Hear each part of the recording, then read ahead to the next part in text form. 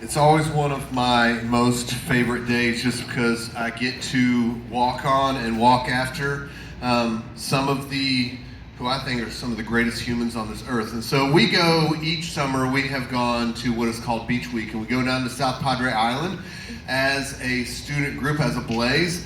And there's a lot that goes into Beach Week. There's worship, you'll hear about it. There are wild games. There are like memories on memories on memories.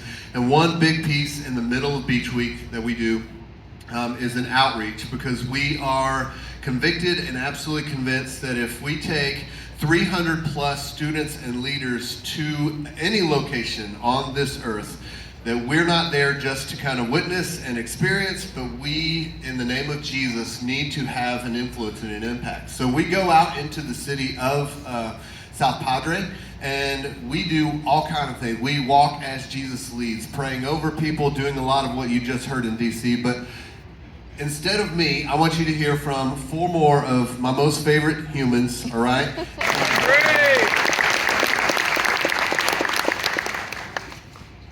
Hi, my name's Reagan, and I'm going to be talking about my town of Beach Week. So, it was my first year, and it was really fun. It was, I got to learn about God, and at Beach Week, I started thinking things about God that I've never thought before. And I liked hanging out there at the pool with the boys. That was really fun. But I'll tell you one thing that I didn't like, and that was the lack of sleep. I'm not even joking. We had like 7 hours of sleep each night. And actually, and do you know what we were doing? Like we're trying. We were leaving to go back to the hotel. They were giving us Twinkies. They were eating our Twinkies. And you know how hard it is to sleep? Trying to sleep in a room full of hyperactive middle schoolers? Okay, I'm sorry. I got a little carried away. I don't want to spend my entire time talking about Twinkies. So they had this faith theme. It was called Keep the Faith, and all the different sermons they had, they were just talking about different people throughout the Bible who did things through faith. And it reminds me of Gideon in the book of Judges.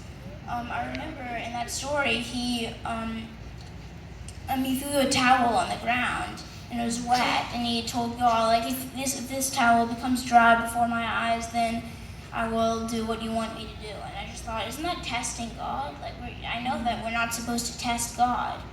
And so I was wondering about that throughout the week, and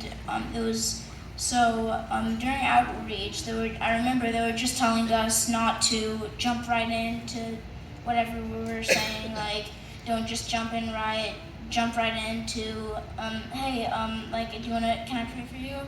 So I was just kind of saying, like, oh, hi there, my name's Reagan, how's your day been going? And most of them were like, oh, it's been going okay. And I'm like, So I'm just going around and I'm saying, hi, my name's Reagan.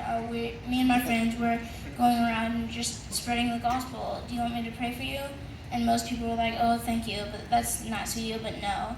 And one guy was like, oh, no, man, I'm just here for the beach. But there was one guy, he was like, oh, yeah, sure, you can pray for me. And so I introduced myself, and so after we prayed for him, he launched into his God story, and I can't remember what it's called. Testimony. Testimony. He started talking about his dad. He fought at Pearl Harbor and died, and he had all this anger built up toward the people who killed him. But when he went to the graveside, he saw all these visions, like a man in the fog and stuff like that. And like many years later, he found the guy who killed him, and God helped him forgive. So my conclusion about faith is that it isn't just an all or nothing thing. It's not like one day you don't believe in God and the next you do. Like it's kind of a scale thing. It's like everybody has doubts. faith is always growing. So if you think that maybe you don't have faith or God doesn't believe in you, just remember that your faith, everybody has faith inside of them. Like if you want to believe in God, then you have faith, and faith always has room to grow.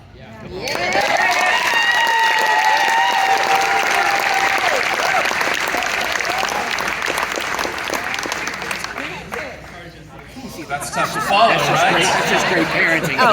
So let me start my feel-good story off by telling you a bunch of things I don't like.